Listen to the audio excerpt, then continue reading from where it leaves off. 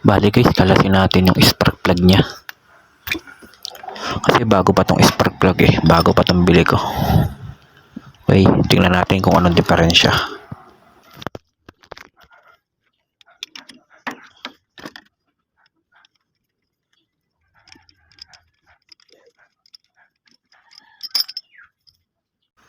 Ito guys, okay tang kita, bagong bago pa.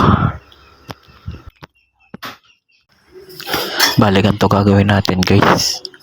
Lalakihan natin ang gap ng spark plug. Hanin natin siya ng kutsilyo para lumaki yung space.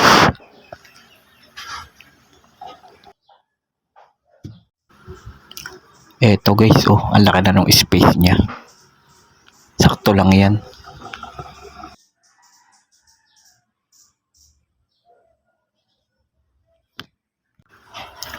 Okay, kabit na uli natin yung spark plug para matesting na natin.